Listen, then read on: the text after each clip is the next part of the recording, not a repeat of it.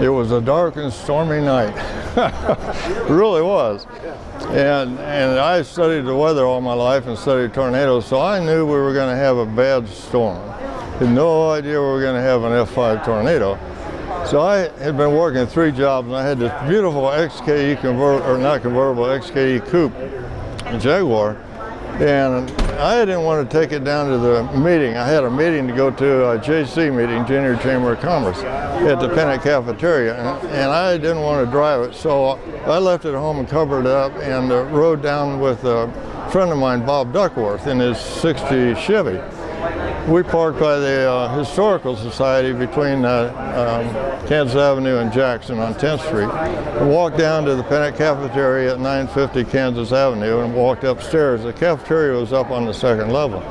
I think it was about 5 till 7, the tornado sirens went off. The sirens went off, but it appeared like a front had maybe come through because the wind was out of the north.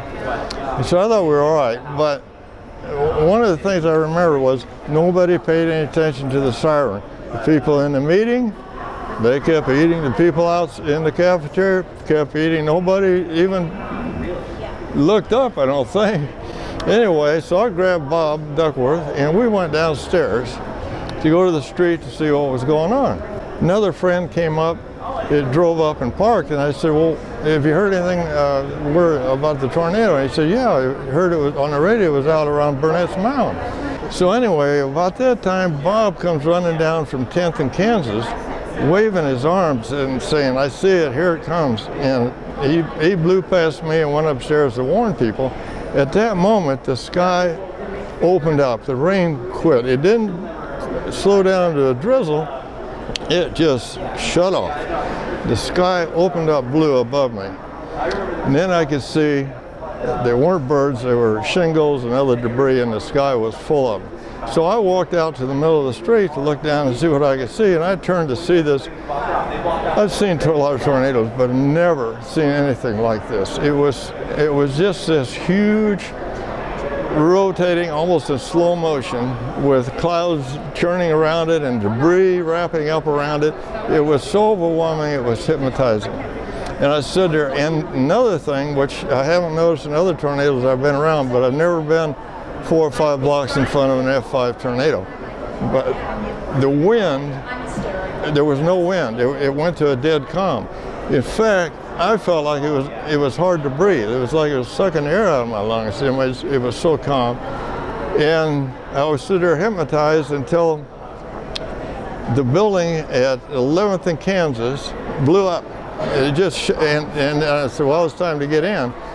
So, it's a dead calm when I walk up and open it's a glass, aluminum frame glass door to the Pennant Cafeteria. I opened the door, it was a dead calm. I stepped in, turned around, and the door was gone. 200 or 300 mile an hour wind all of a sudden, and everything, you couldn't see anything but white. It was like holding a hose in front of your eyes. It was just all water horizontal at 200 or 300 miles an hour.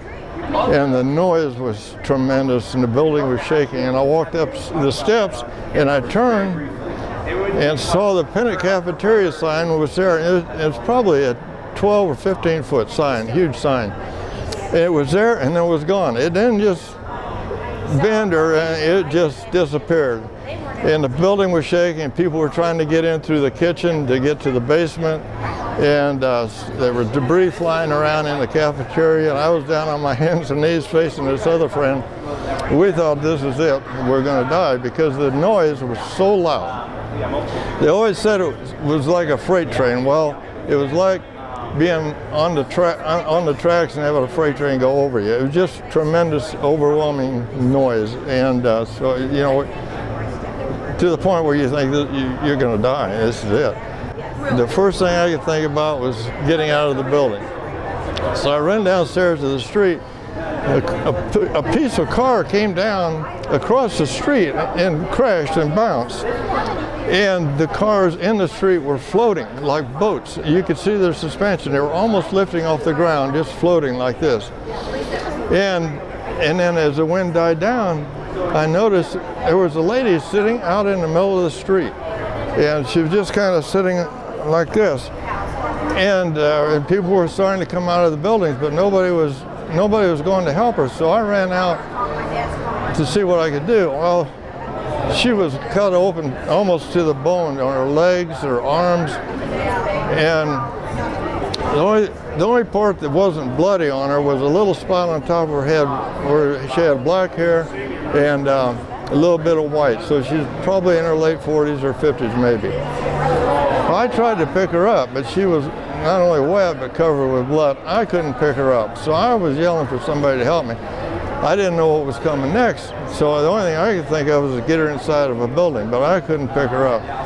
So finally, a black guy came out of and the reason I say that is if he's still alive, I'd sure like to meet him. And if you see this video, you know the story. But anyway, he was the only one to help me.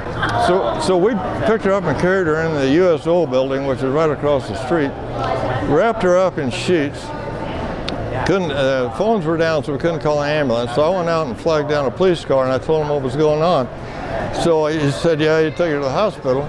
So I opened the back door, went in, and got this lady and put her in the back seat of the car, police car, and he took her to the hospital. But I never knew if she'd lived or died.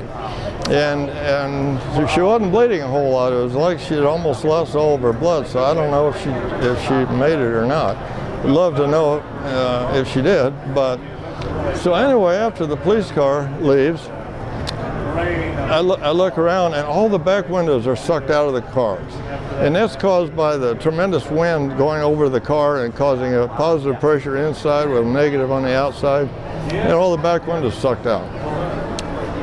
But I looked over by Ray Beers, and there was a black 56 Buick or something like that. There were these legs coming out from under the Buick, and it looked like a female without any clothes on. And I didn't know if I really wanted to go and get into that or not. And I thought, well, she's laying there and nobody's doing anything. So I got to do something. So I went over, and luckily it was a mannequin that had been sucked out of Ray Pierce. And so that was a great relief. So we decided we would walk home, and we hooked up with another friend, Joe Noble, who a little side story on Joe. He said he'd never been in a tornado before, and he'd just ordered a steak or something.